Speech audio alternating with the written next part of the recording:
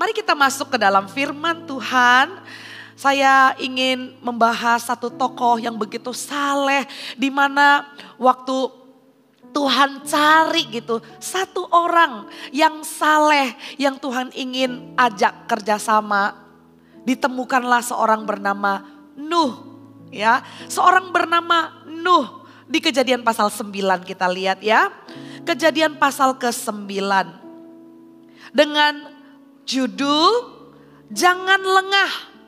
Dosa berdampak panjang. Jangan lengah. Boleh bilang sama kanan kirinya, jangan lengah ya. Ditepuk-tepuk ya, saudaranya, suaminya, istrinya bilang jangan lengah. Kenapa? Karena dosa itu berdampak panjang.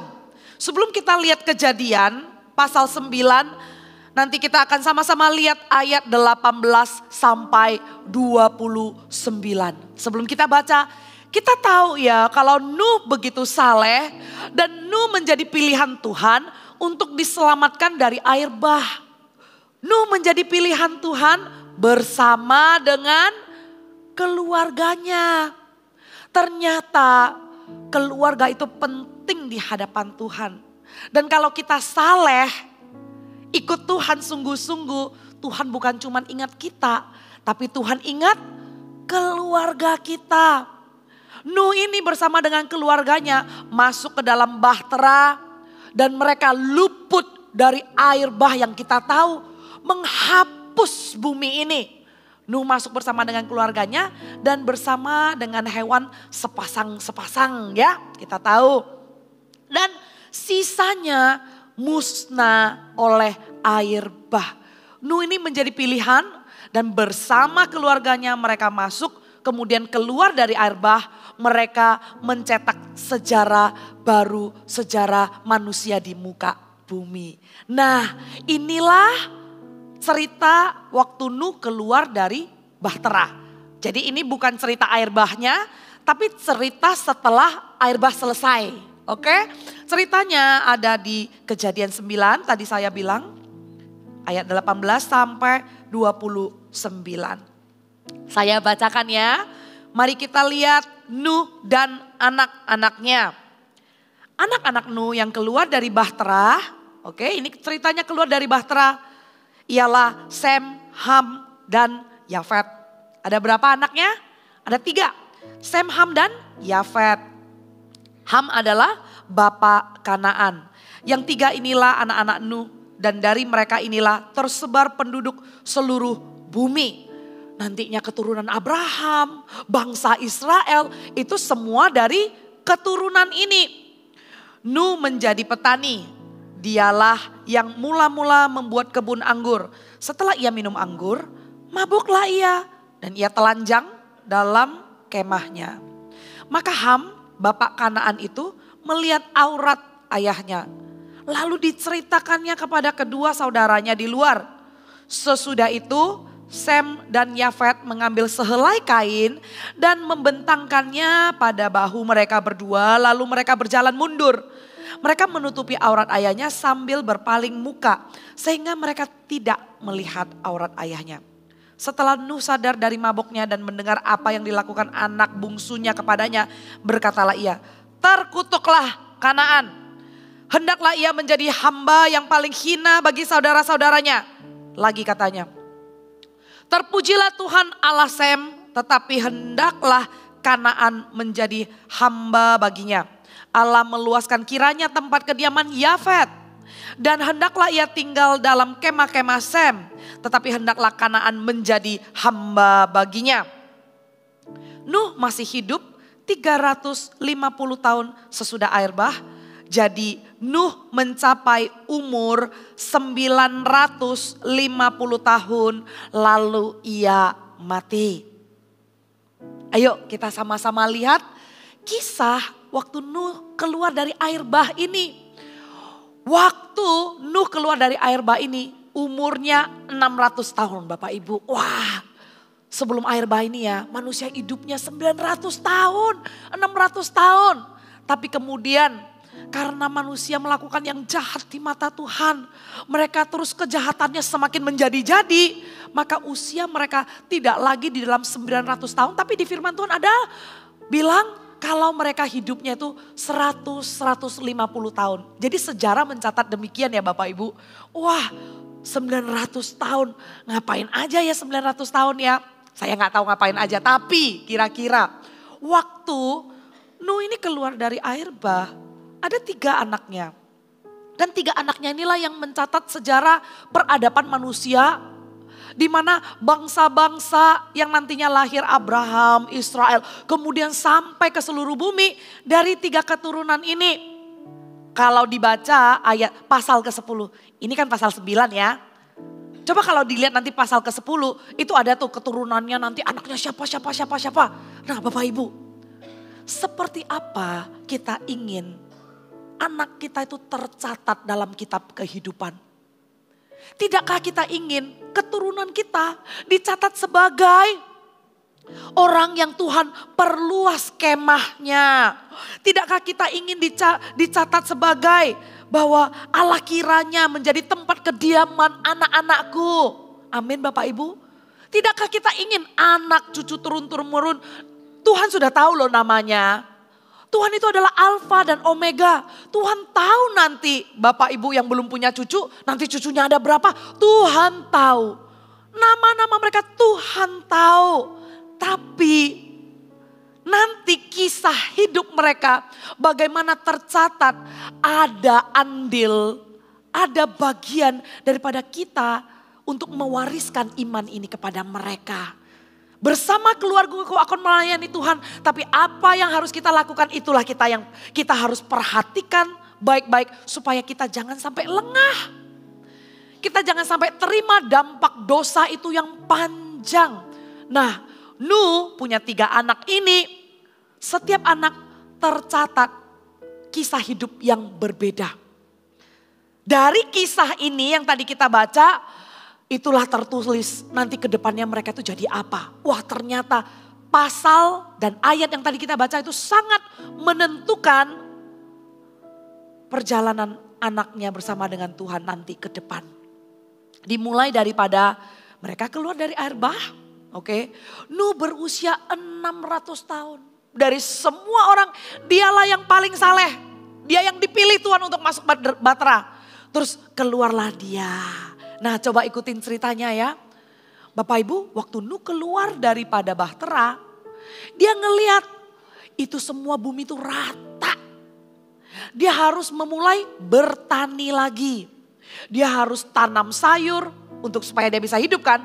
Karena waktu keluar dari Bahtera yang keluar itu cuma hewan-hewan. Tapi kan untuk dia makan dia harus bertani.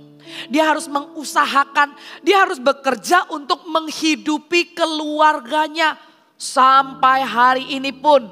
Bukankah seperti Allah berfirman kepada Adam bahwa pria-pria engkau akan bekerja keras menafkahi keluargamu? Sampai hari ini pun pria-pria yang bertanggung jawab bapak-bapak menghidupi keluarganya dan bekerja keras untuk keluarganya, bertani sampai suatu hari panen anggur, ya, panen anggur. Nuh coba tanam bayam, Nuh coba tanam bokcoy, Nuh tanam mangga, nggak tahu ya mangga udah ada apa enggak ya. Tapi kira-kira kayak begitulah ya. Wah dia bercocok tanam. Nah Bapak Ibu tahu kan kalau anggur itu dalam 1 tahun belum bisa panen. Ya. Bagi Bapak Ibu yang pernah tanam anggur, itu ya dari dahannya yang keluar. Mama saya tanam anggur, waktu dia lihat anggur itu dihina-hina dahannya. Dia bilang aduh masa sih bisa berbuah ini dahannya kecil sekali gitu ya. Terus memang ya di Alkitab ini lengkap semua. Semua ada gitu. Bahkan cara nanam anggur tuh ada. Katanya harus dipotong ranting-rantingnya supaya berbuah. Jadi benar, mama saya tanam anggur selama setahun kerjaannya itu cuma potong-potong ranting. Potong. Sambil potong mama saya ngomong sama pohonnya, kapan kamu berbuah gitu ya.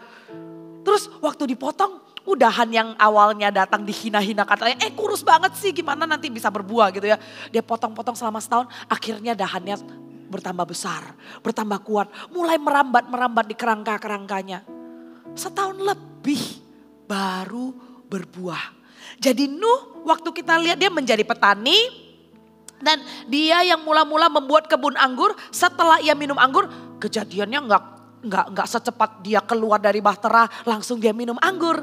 Supaya kita mengerti konteks sejarahnya ya. Anggur itu ditanam lama. Waktu dia keluar loh, bumi itu nggak ada tanaman, musnah semua. Berarti dia udah bercocok tanam, dia bekerja keras.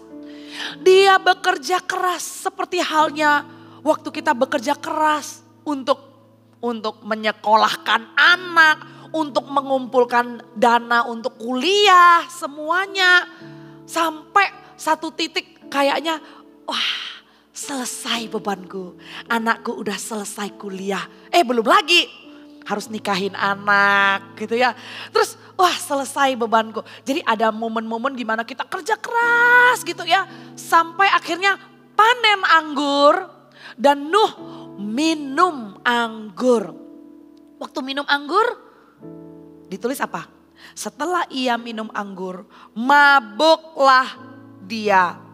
Memasuki dunia yang baru ini setelah Nuh bekerja keras. Dan setelah dia panen anggur, maboklah dia. Bapak Ibu, mabok di dalam Alkitab beberapa kali dicatat. Itu adalah perkara yang memalukan. Oke, adalah kesalahan yang akhirnya berakhir kepada tindakan-tindakan yang memalukan. Dan waktu dicatat Nuh minum anggur dan maboklah dia, Nuh jatuh dalam dosa. Ditulis dia mabok, bukan ditulis Nuh berdosa. Tapi dengan sejarah-sejarah di Alkitab yang tercatat, mabok ini selalu adalah sebuah kesalahan yang memalukan. Nuh jatuh dalam dosa.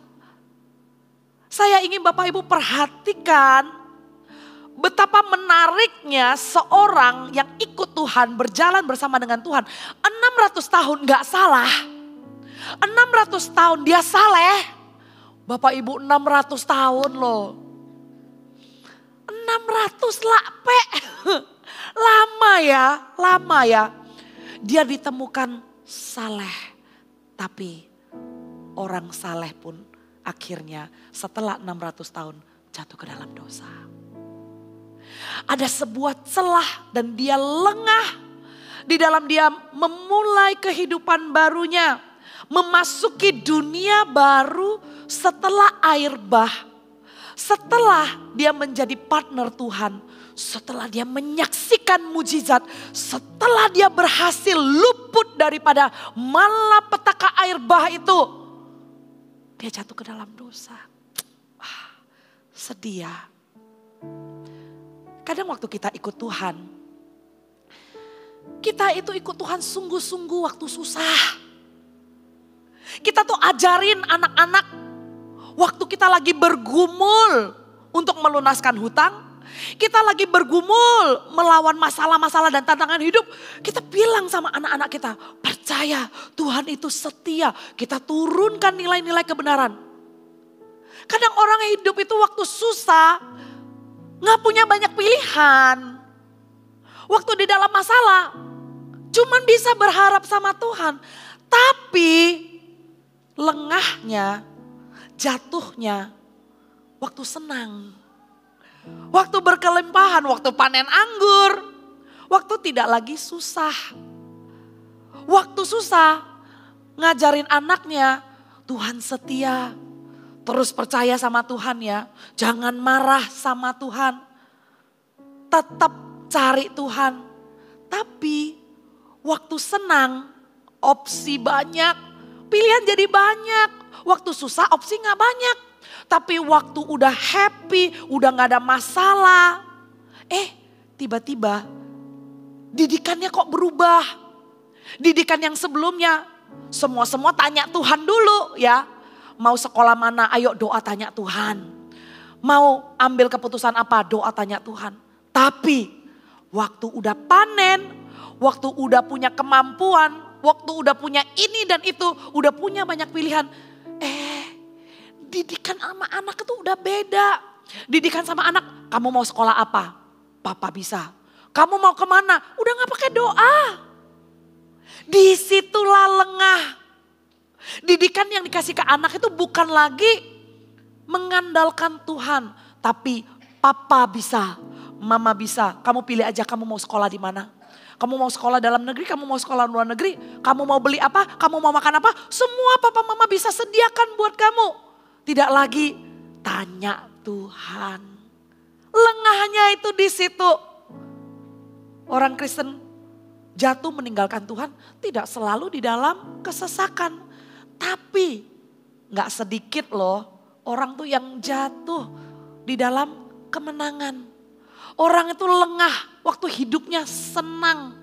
Memulai kehidupan yang baru ini sudah 600 berjalan, 600 tahun berjalan bersama dengan Tuhan. 600 lama. Lengah dan jatuhlah Nuh di dalam kemabokannya. Ketika ia dikelilingi kejahatan, Nuh hidup dalam kebenaran. Waktu air bah itu belum datang, dunia begitu jahat. Makanya Tuhan murka kan. Makanya semuanya mau diriset dari baru kan. Kok bisa di tengah-tengah kejahatan Nuh itu kuat benar. Tapi di tengah-tengah memulai dunia baru. Dia barusan mendapatkan pertolongan Tuhan. Dia bebas daripada musibah itu. Dia hidup memulai segala sesuatu dan dia mencicipi panennya. Tapi di dalam kemenangan itu, ketika badai sudah reda dan hanya dia dan keluarganya yang tinggal di bumi, Nuh jatuh ke dalam dosa. Kita perlu waspada terus menerus. Kenapa? Perjalanan kita panjang. Kita selesai pun anak-anak kita gak selesai Bapak Ibu. Anak-anak kita selesai, kita masih ada generasi berikutnya, cucu-cucu kita. Berwaspadalah, jangan lengah. Jangan sampai berjalan sekian tahun sama Tuhan, ikut Tuhan di dalam kesesakan. Jangan sampai kita itu jatuhnya bukan pada masa krisis, tapi jatuhnya pada masa kemenangan. Kita catat baik-baik, waspada terus, waspada terus. Dosa Ham akhirnya berdampak kepada anaknya. Punya efek kepada anaknya. Anak yang satu ini namanya Ham.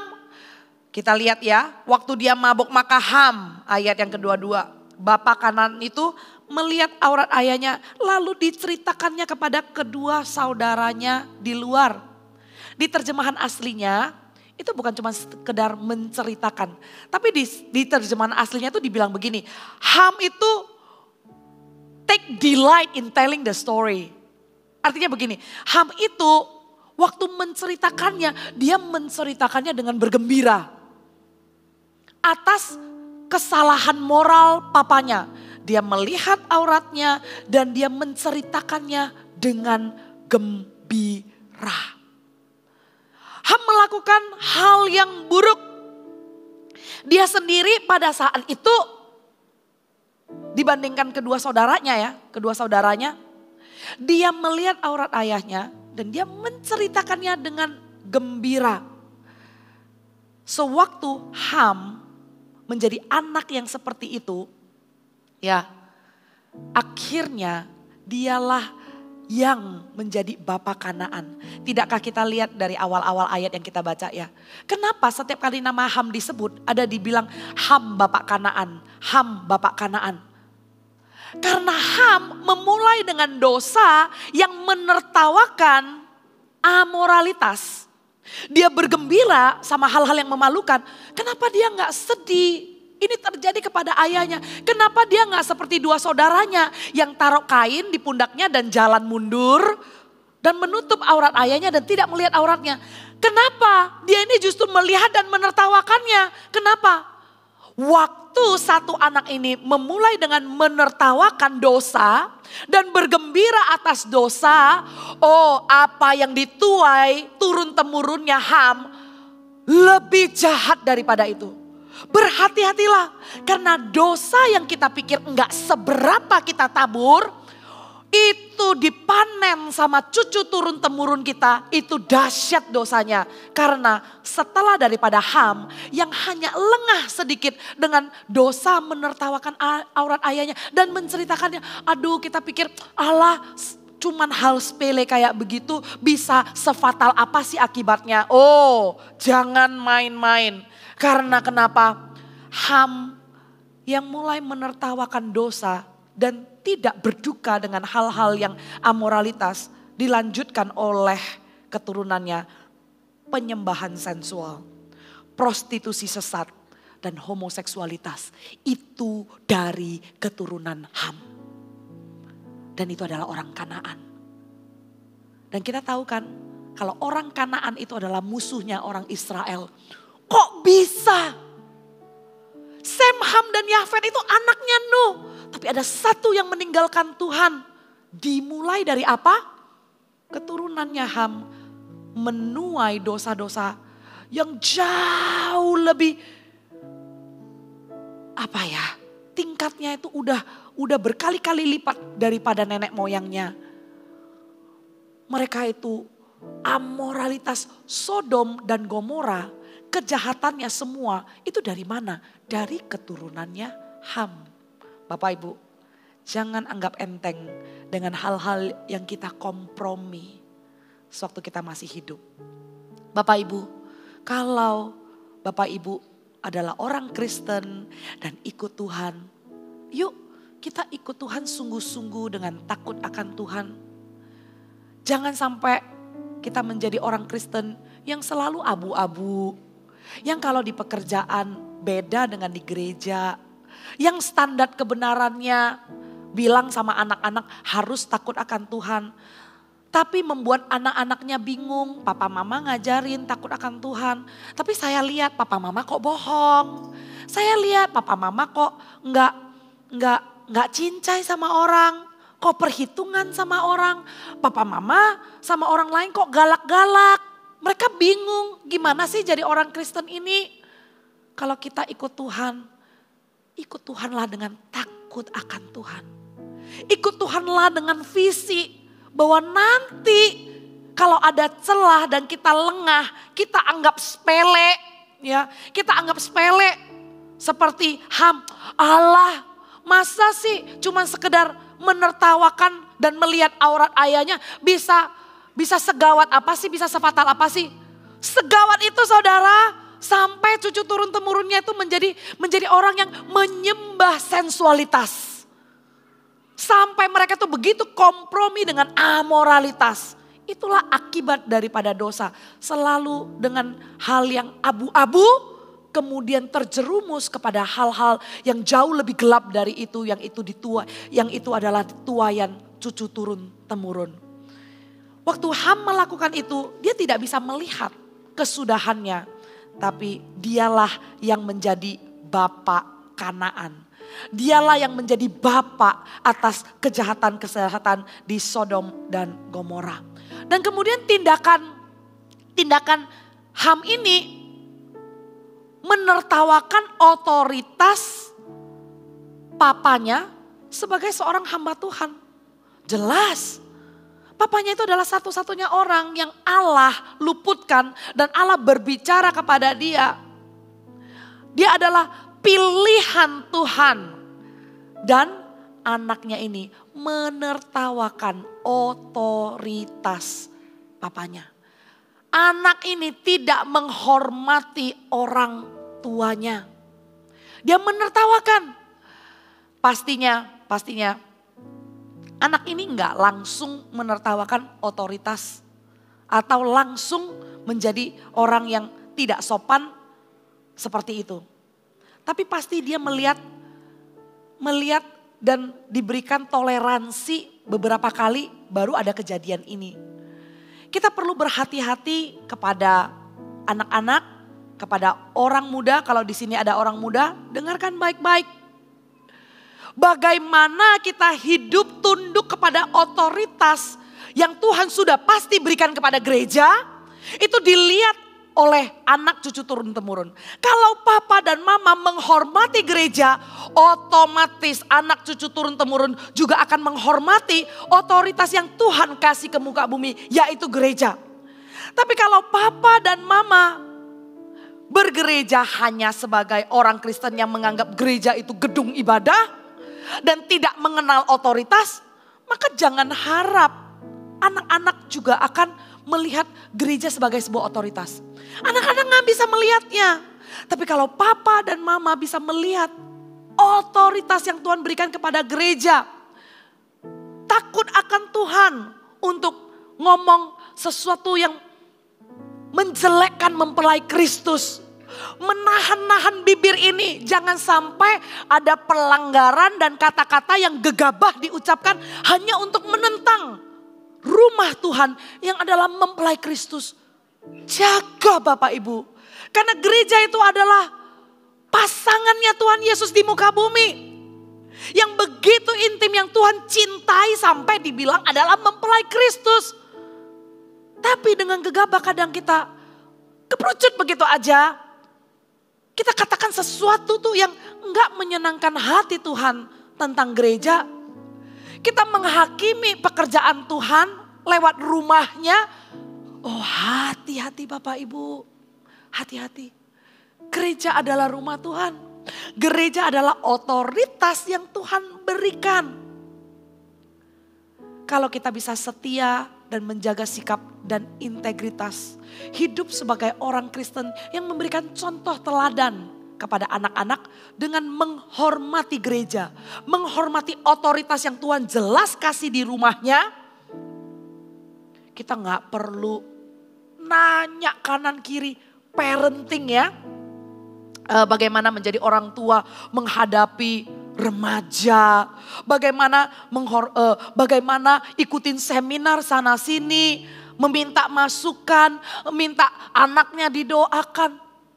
Kita nggak perlu diperlengkapi dari seminar sana sini untuk parenting, untuk belajar menjadi orang tua menghadapi anak-anak remaja maupun pemuda ini. Nggak perlu.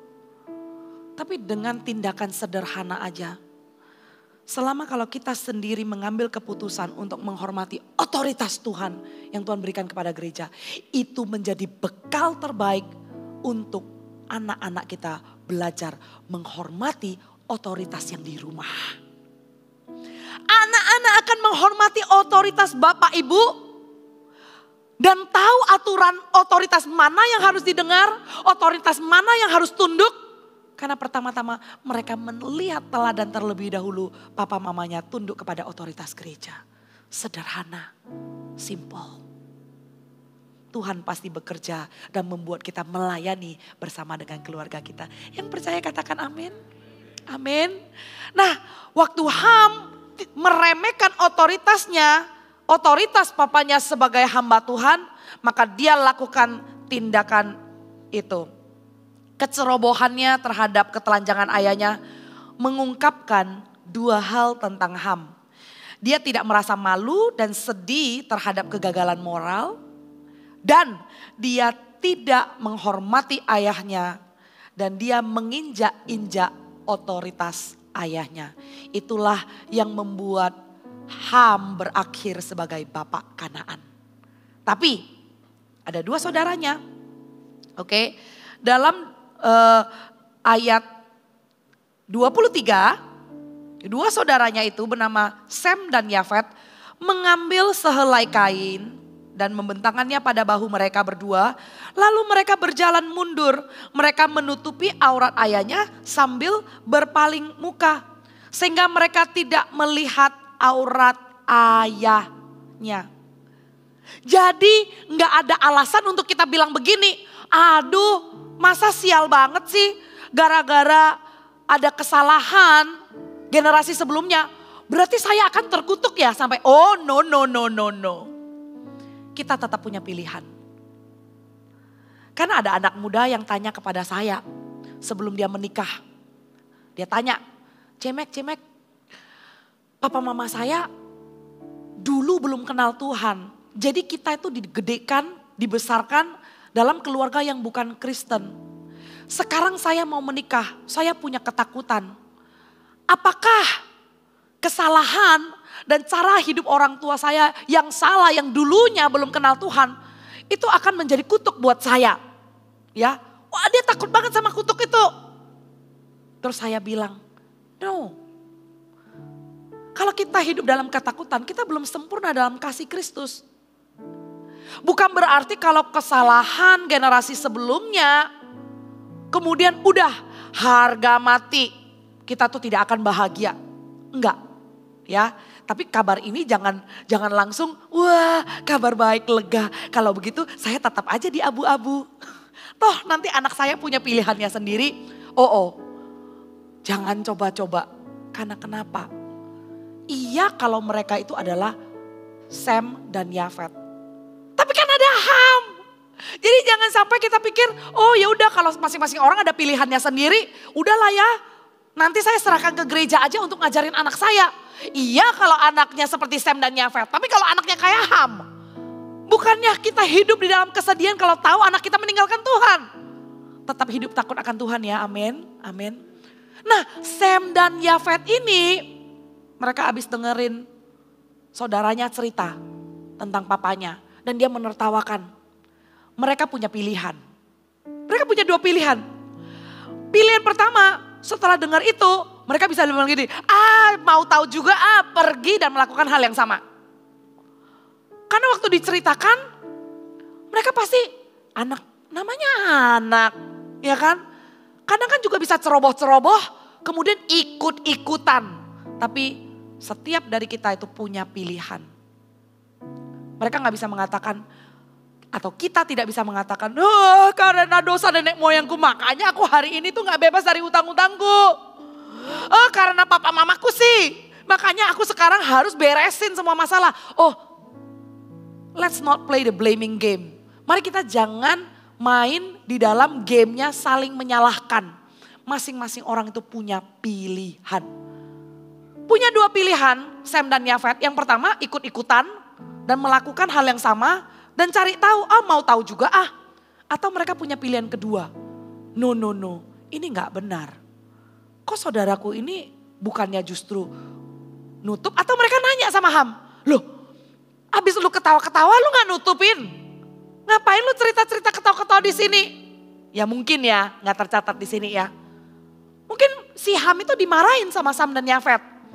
Kamu keluar di sini, kamu gak ngapa-ngapain, kamu gak nutupin.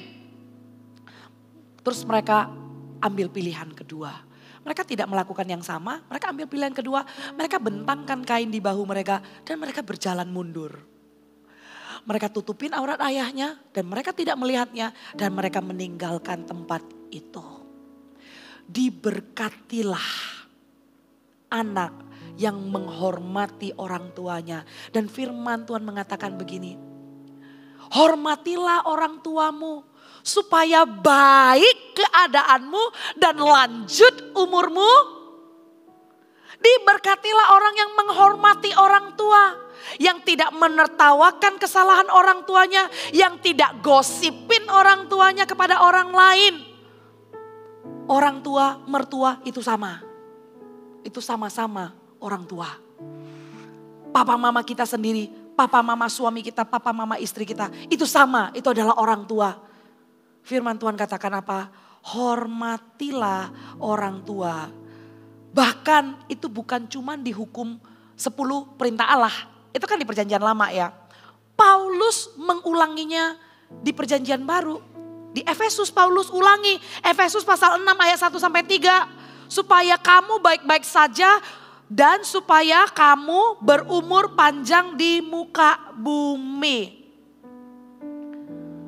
Diulangi Paulus berarti menghormati orang tua adalah bukan cuma 10 hukum Taurat perjanjian lama, tapi itu adalah perintah Tuhan sepanjang masa. Karena ada berkat yang dicurahkan bagi orang yang menghormati orang tuanya.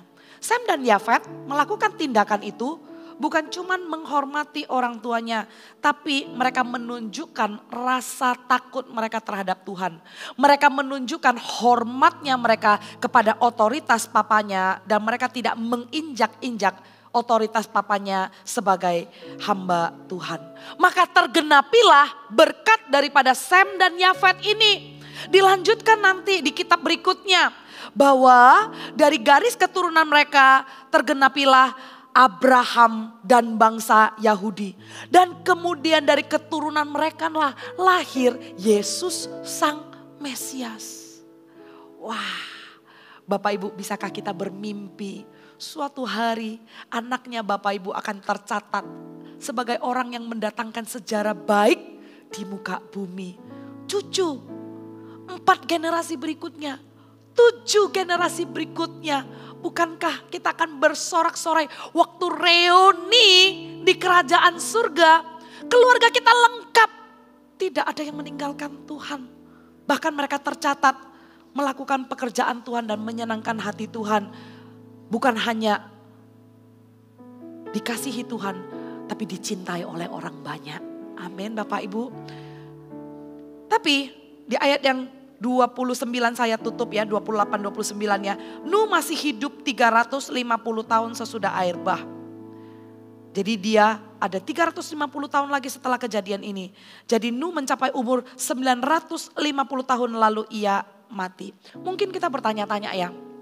Kita bertanya-tanya, loh terus akibatnya buat Nuh apa?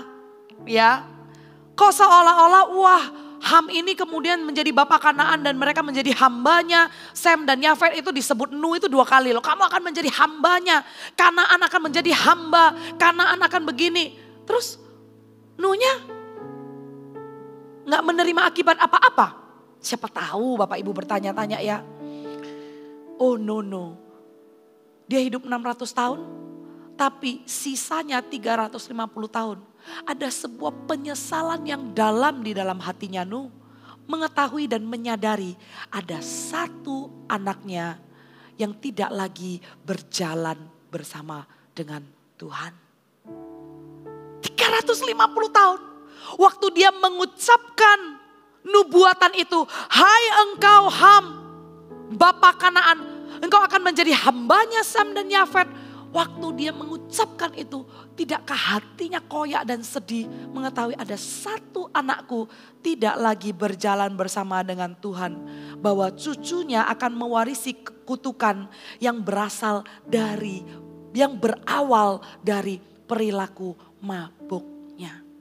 Jangan lengah, dosa berdampak panjang. Kehendak Tuhan ada sampai generasi-generasi berikutnya. Tapi kita perlu jaga warisan ini. Boleh dicatat yang pertama. Bahkan orang yang paling saleh pun rentan terhadap dosa. Rentan terhadap dosa. Jangan cuma berjaga-jaga di waktu krisis aja. Tapi di masa baik di hidup kita. Waktu kita hidupnya udah enak, berkemenangan. Di situ juga tetap harus berwaspada. Yang kedua, dosa mempunyai akibat yang luas sampai turun-temurun. Karena di imamat berikutnya dicatat perbuatan jahat bangsa Kanaan. Digambarkan berulang kali dengan kata ketelanjangan. Itu bukan sebuah kebetulan. Dosanya Ham karena menertawakan ketelanjangan papanya. Di kitab imamat kemudian dicatat dosanya bangsa Kanaan digambarkan berulang kali dengan ketelanjangan. Benih dosa Ham dituai sepenuhnya, dipanen sepenuhnya pada keturunannya melalui Kanaan. Musa mengingatkan kepada Israel, kepada praktek kejahatan bangsa Kanaan. Dosa-dosanya mereka. Semuanya itu ada dari awalnya menertawakan ketelanjangan. Dosa mempunyai akibat yang luas sampai turun-temurun. Yang ketiga, berkat ada atas orang yang menghormati orang tuanya. Amin. Mari kita sama-sama bangkit berdiri.